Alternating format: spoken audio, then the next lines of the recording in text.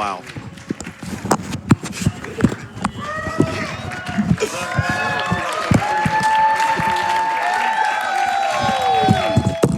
It's almost midnight. People are like, why are you so know, late? it's cozy time. Well, we're still awake because we have we have many more amazing speedruns coming up, including Path of Exile 2 coming up a little bit later. We are almost 20% of the way to that $25,000 we need to fight Yama, the White. That's right. That's what it says down there. I don't know the game, but like we should do that. We should be raising money because we're here for the Prevent Cancer Foundation, and we're here to watch amazing speedruns, including the next one. We're going to be doing Legacy of Kain Soul Reaver, which is going to be run by that guy. That guy. This guy right here. That guy right there. Get a load of this guy. Like, get a load of this guy. Get a load of the fact that he's not up there. So we're going to have an interview, and then you got to get over there. Yeah. So you know the rundown. Again, Jaxler, how you doing, my friend? I'm doing real good. I am so excited for tonight. We're gonna have some fun. I am so excited to watch this. I know Legacy of Kain Soul Reaver was a beloved game, especially back, obviously when it came out, back in the PS1 era. Now, I'm assuming you are running the PC version. Yes. If you want to tell us a little bit about why we should be excited about this run you're about to be doing. Yeah, so we are running the original release of the game on PC. It's a cult classic action adventure game made by the same people who made like the classic Tomb Raider games, right? Yeah. So kind of that blocky PS1 style. I will say, and I don't say this without pause or thought, it has a flight glitch that is, I would say, is top 5 speedrun glitches, period. Across the hobby. That's something to say with knowing how many games you've ran. Like, that's wild. Oh, yeah. That's actually the perfect comment to kind of get into. So, we're trying to do something special with all of our interviews at this point. And the reason why I wanted to talk to Jaxler is this, I kind of almost like more like a runner spotlight. And Jaxler, you are like, I'm not making this up. You are literally on like my Mount Rushmore of speedrunners, of people in our community for like everything you have been able to do. Thank you genuinely so much. You are awesome. And I say that because you did a backup run at like 2 a.m. last night. Wild. You soft locked like 3 times. And it was the coolest speedrun I've ever seen in my life. No, Jaxler, you just, you somehow find every diamond in the rough possible. I remember there was a time in speedrunning where I thought like, maybe there's like 50 or 60 good speed games out there, realistically. Right, no. And the rest of it's filler. You have absolutely proven me wrong over the years. Yeah. In your couple dozen GDQ runs alone. Well, thank you. That means a lot coming from you, so thank you, Spike. How do you find these games? How do I find these games? We need to know. So one component of it is chronic unemployment. Also on top of that, Bro, that hit too hard. don't cheer for that. So part of it too, and this is something so for context, I like to specialize in a lot of stuff that's off the beaten path that still has a lot of potential. And usually those communities that build around those games are really small and tight knit.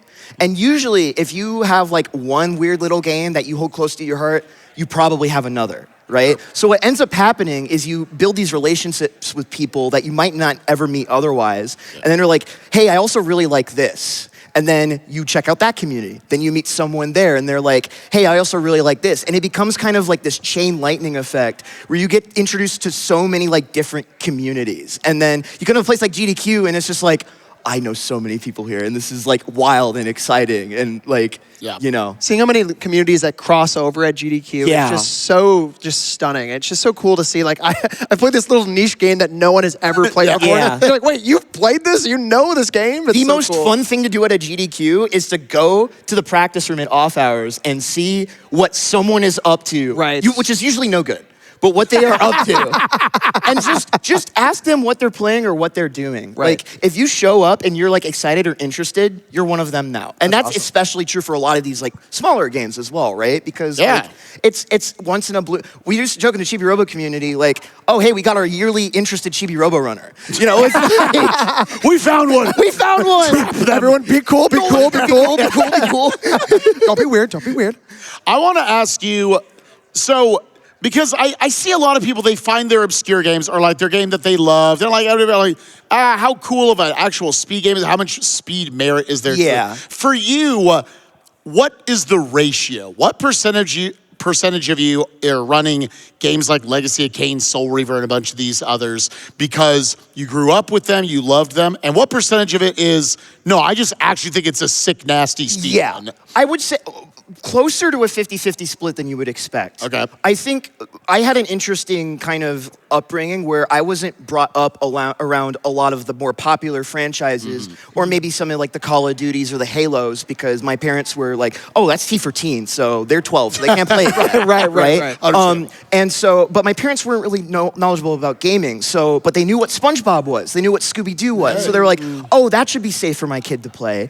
And because of when I grow up, that was kind of like the golden age of like licensed games. Yeah. And so I kind of grew up with this love of like games that are like, have a lot of like love and passion put into them and into their identity, but maybe didn't like sell as well or a bit more off the beaten path. So I think I was set up for success or failure, depending on who you're asking. But yeah, a little bit of both, to answer your question. I think there's a certain amount of, I just want to give you a lot of credit.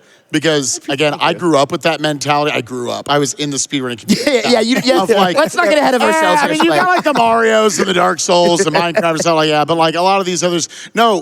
What you have proven is that there is a ton of merit to like any game, and you and the other people in your community made them amazing speed games. So that's freaking awesome. Well, thank you. I appreciate it. And in a weird way, it's important to me too, because I think a lot of times what I'm trying to do is show people that there is, don't get me wrong, Minecraft, Dark Souls, Mario, those speed games are awesome. Sure. Yeah. But speedrunning is so much more than that. Yeah. And I think also when you see a game that's that story, that popular, that like lofty, it can be hard to see yourself as someone who, oh, I can actually go and do that. Yeah. But then when you see like all people doing magic tricks and all sorts of kinds of games that never heard of, or, oh, that was the one I grew up with when I was 7. It hits a little bit different, right? 100%. So that's my goal. I'm trying to leave some spaces for people to come find their little spot to come hang with us. That's beautiful. That's awesome. I love that. I love you so much, man. You're great. Yeah, all right, that's so cool. We've got right here. Now, again, the name of the segment, I don't remember exactly what we called it. It's something about you. Like, I want to know about speedruns right now that are not those major franchises that you should be checking out, including a number of runs that are happening at this event. Maybe they already happened. Games that should be at future events. Gotta we're know. going to rapid fire. We got 6 games back there, 6 clips, different games that you have run or are fond of or you will be commentating later in this event. So let's roll that beautiful beam footage. Let's keep it going. Kick it off here with, we already had this earlier in the day, Cavern of Dreams. All right, so I was on couch for this. This run was done by Mouseshy earlier today. This is a 3D collectathon indie love letter to games like Banjo-Kazooie, and it's built around this rolling movement where you just build up momentum and you can preserve it all over the place. And it is so high speed that it just becomes really hard to control. But then you have people like Mouseshy who have just completely mastered the game's movement system, and it's just disgusting. It's filthy. And the game is beautiful too. There's a strat, and I mentioned this during the commentary. This is where I gave up learning the category. I learned any %. I tried to learn all eggs. Nope. But here we are going in. This one, Emotion 3. I'm so happy for Dark Terex. He's finally going to get to run Mushroom Men here at GDQ later in the week. So fun fact, the OST for this game was written by Les Claypool of Primus fame. Okay. But it's a 3D action adventure game, and it's a really simple looking run. You're doing rolling and jumping, but there's a lot of little things, like adjusting your roll jump timings and like little interactions, and also there's a lot of holding the pointer and keeping it still to do different things with the motion controls. And so you can do stuff here like grapple hook and whatnot. Yeah, like, It looks like just intended gameplay. It's really tricky. 102 down. Yeah, baby, let's go. This one I found, I was like, oh, this looks like a fun little bit right here. We're just gonna get a little between the wall and then this clip sucks, by the way.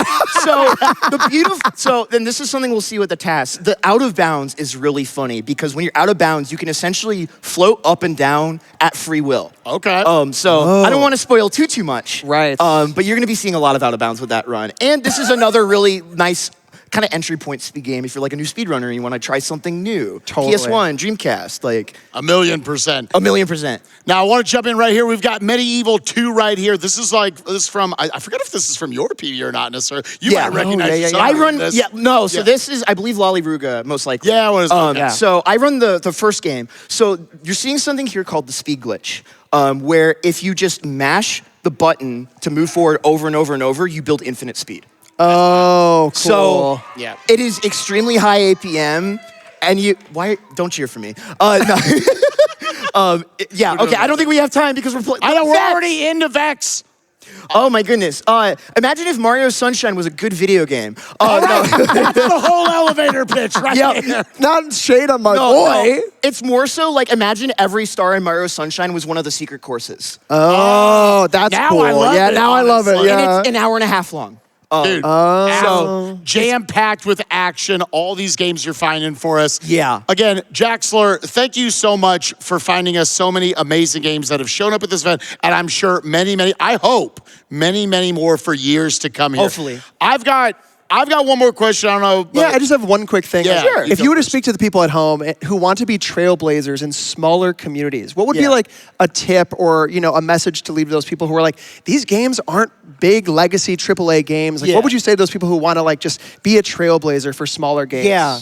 I would say, it's one thing to be a trailblazer for playing the game, but community building is a different skill. Absolutely. You don't have to be good at a game that is, even if it's like being a trailblazer, you don't have to be good at it. You just have to play. You got to show up, right? The thing I always tell people, the only difference between me and them is that I just have more hours in the game than them. That's all it is. And that's the beautiful thing about this hobby. You can do everything you're about to see me do in my run in just a little bit if you want to put in that effort and do it. Hard work, baby. That's what it comes down to. That's awesome. I think you've already mostly answered this, but this looks cool enough the way I wrote it on the card. I'm going to ask you. You're after this. You're about to run Legacy of Kain Soul Reaver. Jaxler, when it's all said and done and you're off to the next chapter of your life, what do you hope your legacy is on the speedrunning community? What do you hope to leave behind? I think, again, it's about leaving spaces, right? It's not, in a weird way, it's weird because you're doing a GDQ run and it's a celebration of your own hard work in some way. Yeah. But in my way, it's like to lay the groundwork. My hope is that maybe people can see what I do and see that there's space for them in this space, right? That you don't even necessarily have to be like the greatest run, or you can just show off what you're passionate about, right? There is space for you in this community. And that's, my goal, hopefully, is that if I get a game into like this event, I'm the first one and then someone else does it the next time it gets shown off. That's my mentality. Beautiful. That's awesome, man. That is absolutely... Wow. We need more people like you, man, I promise. Yeah. Thank you.